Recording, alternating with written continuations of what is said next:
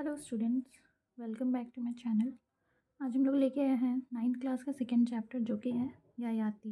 Okay, so let's begin. यहाँ पे मैं शॉर्ट समरी आप लोगों को बता रही हूँ। अगर आप लोगों को मेरा वीडियो अच्छा लगता है तो आप लोग अगर रिक्वेस्ट करेंगे तो मैं बुक से लाइन बाय लाइन भी एक्सप्लेनेशन करूँगी आप लोग को। ओके, तो अभी हम लोग समरी देखते हैं सेकेंड चैप्टर यायाति का। Okay, let's begin.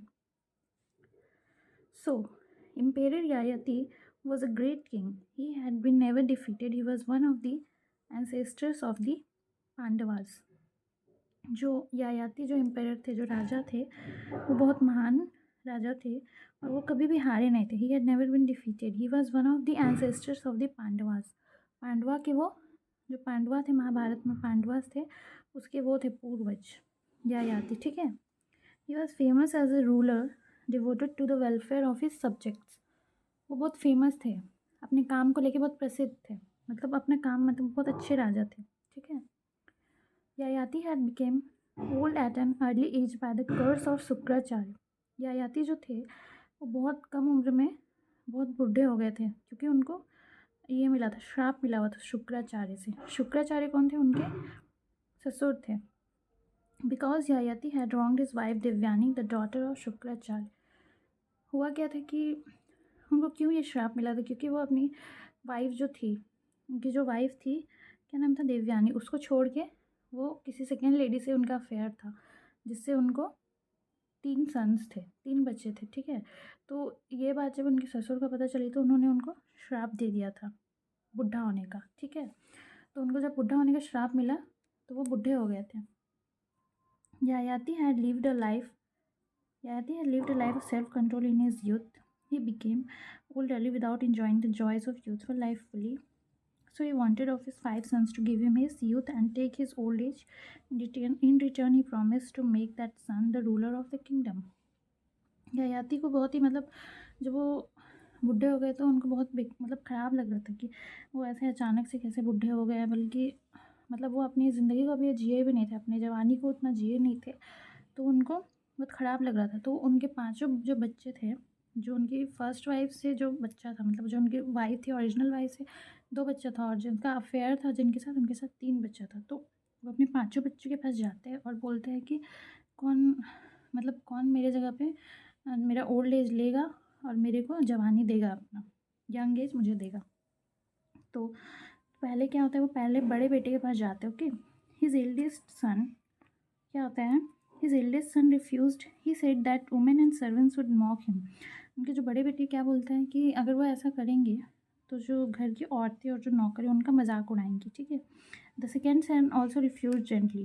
तो जो उनका दूसरा बच्चा था वो भी जेंटली, मतलब आराम से बोलता है कि old age destroyed strength beauty and wisdom. मैं आपका ओल्ड एज नहीं ले सकता पिताजी, क्योंकि मैं जैसे ओल्ड एज का हूँगा मेरा सुंदरता और शक्ति ख़त्म हो जाएगा और बुद्धि, तो मैं नहीं ले सकता। तो फिर क्या आता है, थर्ड सन की बारी आती है। The third and the fourth sons also refuse. तीसरे जो चौथे बच्चे थे उन लोग भी मना कर दिए। The third son said that an old man cannot ride a horse और एन एलिफेंट। थर्ड वाला जो बेटा बोलता है कि एक बुढ़ा आदमी ना घोड़ा चला सकता है, ना हाथी को चला सकता है। और the speech of also the speech and old man falters. और जो बुढ़े आदमी होते हैं उनका जो स्पीच रहता है वो भी लड़खड़ाता है, मतलब उनमें शक्ति ख़त्म हो जाता है। The fourth son said that an old man cannot even keep his body clean. उनका चौथा बेटा क्या बोलता है कि बुढ़े आदमी में इतनी भी शक्ति नहीं रहती है कि अपना शरीर भी साफ सफाई से रख सके। He needs the help of other people for it. उसको हमेशा दूसरे इंसान की ज़रूरत पड़ती है अपने साफ सफाई के लिए। फिर क्या होता है, Yayati was filled with sadness. Yayati जो था वो बहुत सैड हो गया। When the 4 sons refused his request. जब चारों बच्चे उनके मना कर दिए। He requested his fifth son, sorry this is not fourth, this is fifth. Okay, his fifth son Puru who never opposed his wishes. उनके जो 5वें पुत्र थे जिनका नाम था पुरु, उसको मतलब वो उनका कोई बात नहीं टालते थे। तो he gladly agreed to the request out of love for his father. तो उनका कोई बात नहीं टालता था, तो ये बात भी उसने नहीं टाला और उन्होंने वो बात को मान लिया। ठीक है, उनके पापा को इच्छा को पूरा करने के लिए। He took his father's old age and his worries of ruling the kingdom. वो अपने पिता का ओल्ड एज ले लिया और पूरा उनका जितना भार था, कैसे रूल करना है, कैसे चलाना है, वो सब भार अपने ऊपर ले लिया। ठीक है, Puru. Now Yayati become young again and enjoyed life for many years. तो वो यायाति जो किंग था वो यंग हो गया और बहुत सालों तक वो अपना जवानी को जी रहा था खुशी से। Still not satisfied he went to Kubera's garden. फिर भी उसको सेटिस्फैक्शन नहीं हुआ, तो वो जाते हैं कुबेराज गार्डन, कुबेर जी के गार्डन में जाते हैं और वहाँ पे बहुत साल बिताते विथ एन अप्सरा। एक अप्सरा थी, उसके साथ बहुत साल बिताते हैं। But his desire remain unsatisfied. He realize that man's desire can never be satisfied completely.